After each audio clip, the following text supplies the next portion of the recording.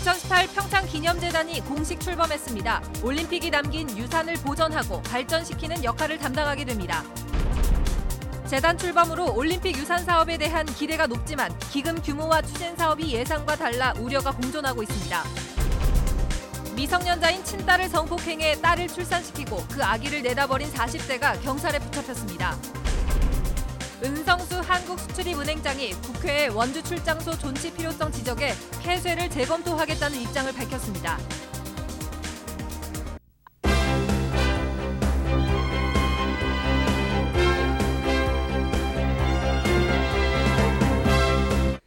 안녕하십니까. 뉴스데스크 원주입니다.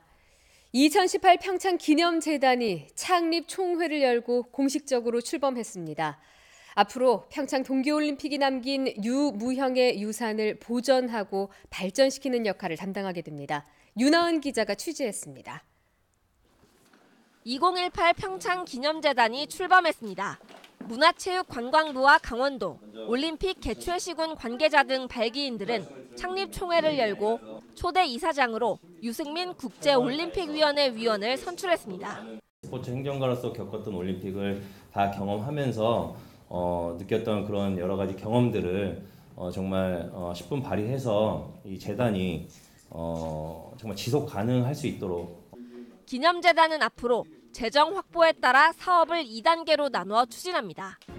우선 올림픽 대회를 치르고 남은 금액의 80%인 약 350억 원 등을 이양받아 남북 체육 교류, 눈이 없는 나라 청소년들을 위한 드림 프로그램 등 유산 사업을 추진합니다. 이후 지자체의 추가 출연과 기업 후원 등으로 재정이 확충되면 알펜시아 슬라이딩 센터, 강릉 하키 센터, 강릉 스피드 스케이팅 경기장 등 활용 방안이 정해지지 않은 세계 올림픽 경기장의 시설 관리와 지원도 담당할 예정입니다. 지역에서 당연적 이사 못해서 개최주 시군이 다 포함되어 있기 때문에 강원도나 개최주 시군의 목소리가 충분히 전달되고 반영될 것입니다. 올림픽 기념재단은 법인 설립 허가와 등기 절차 등을 거쳐 다음 달 올림픽 조직위가 사용했던 평창 대관령 사무소에서 업무를 시작합니다. MBC 뉴스 윤하은입니다. 평창기념재단이 출범하면서 앞으로 올림픽 유산 사업이 활발해질 것이라는 기대를 모으고 있습니다.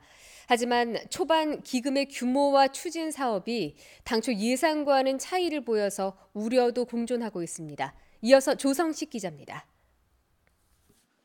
2018 평창기념재단의 출발이 다소 빈약하게 여겨집니다. 우선 기금 확보가 기대치의 절반밖에 채우지 못했습니다.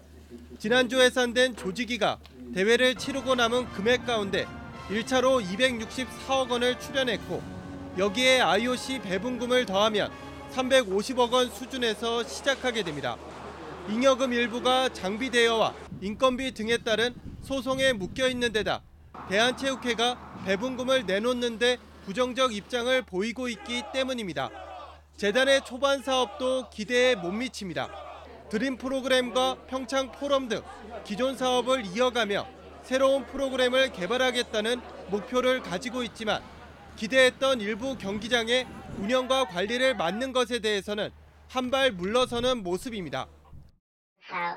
사업을 우선 주목적으로 어느 정도 그게 기반이 잡혀야 된다고 생각을 하고 있기 때문에 소프트웨어가 돼야지 하드웨어 쪽으로도 이게 넘칠 수 있지 않습니까? 문체부가 재단이 안정될 때까지 주도적 역할을 하겠다는 입장이어서 강원도와 개최시군의 목소리가 제대로 반영될지도 의문입니다. 이제 문체부 주도의 이사진 구성이다 보니까 그곳에 대한 열정들이 좀 더 떨어지지 않나라는 염려가 있고 기념 사업에 대한 원활한 사업 계획들이 심도 있는 계획들이 이루어지지 않을까 봐. 올림픽 이후 지속적 발전을 이끌어갈 것으로 기대되는 평창기념재단. 하지만 앞으로 정부와 대기업의 적극적인 참여가 없으면 기념재단이 강원도와 개최지에 큰 부담으로 전락할 것이란 우려도 품고 있습니다. MBC 뉴스 조성식입니다. 미성년자인 친딸을 여러 차례 성폭행한 40대 아버지가 경찰에 붙잡혔습니다. 더 기가 막힌 건 범행으로 딸이 출산을 하게 됐고 그 아기를 내다 버리기까지 했습니다. 이병선 기자입니다. 컴컴한 밤 강원도 원주의 한 복지시설 앞. 점퍼 차림에 모자를 눌러쓴 남성이 건물 앞에 가방을 놓고 급히 자리를 뜹니다. 가방 안에는 태어난 지 하루밖에 안 된 갓난아기가 담겨 있었습니다. 아기는 복지관에 출근하던 직원에게 6시간 만에 발견됐고 병원으로 옮겨져 가까스로 목숨을 구했습니다. 그냥 울음소리도 완전 고양이처럼 거의 다 신음소리 들릴 때 말 때 그냥 그런 소리 정도였었죠. 아마 조금 더 늦게 발견했으면 어떻게 됐을지도 모를. 경찰은 반나절 만에 아이를 버린 45살 A씨를 붙잡았습니다. 그런데 기가 막힌 건 유전자 감식 결과였습니다.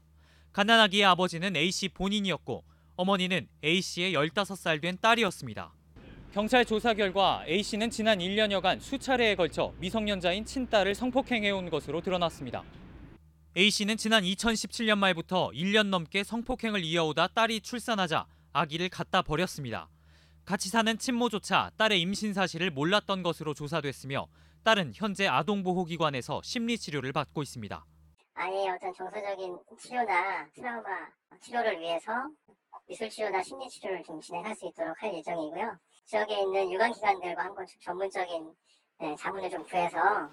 경찰은 친족관계에 의한 강간 등의 혐의로 A씨를 구속했습니다. MBC 뉴스 이병선입니다. 강원도가 춘천 시민단체들이 반대하는 춘천 세계 불꽃대회 예산을 4월 추가 경정 예산에 반영했습니다.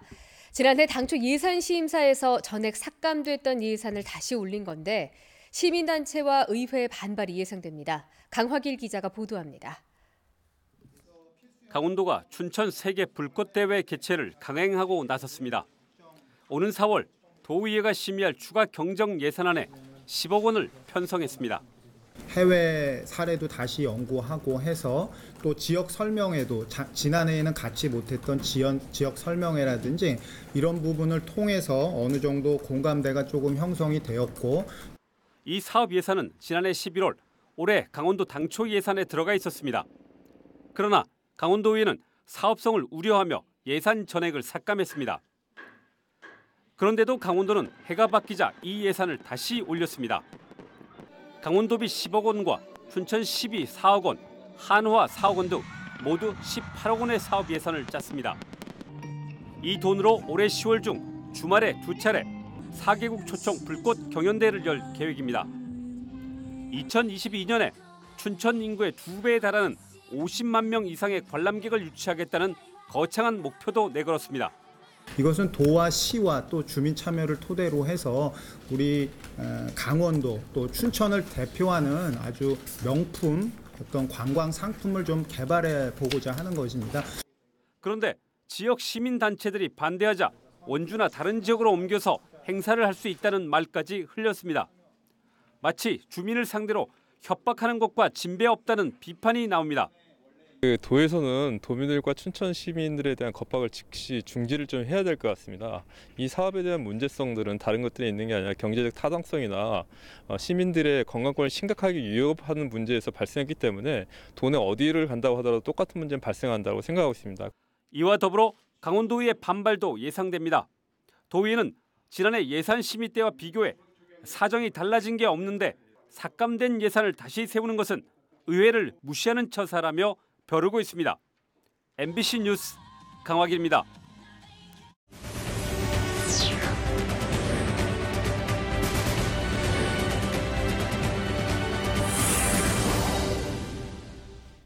한국수출입은행 원주 출장소 폐쇄 방침이 재검토될 전망입니다.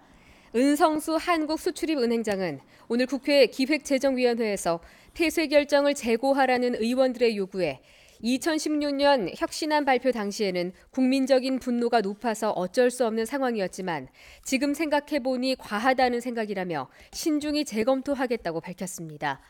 이에 앞서 수출입은행은 자구 혁신안이라며 원주 출장소 등 4개 지점 출장소의 폐쇄를 밝혀 도내 기업들의 반발을 샀습니다. 지방의회 의원 행동강령 개정안이 오늘부터 시행됩니다. 뉴스데스크 원주를 마칩니다. 고맙습니다.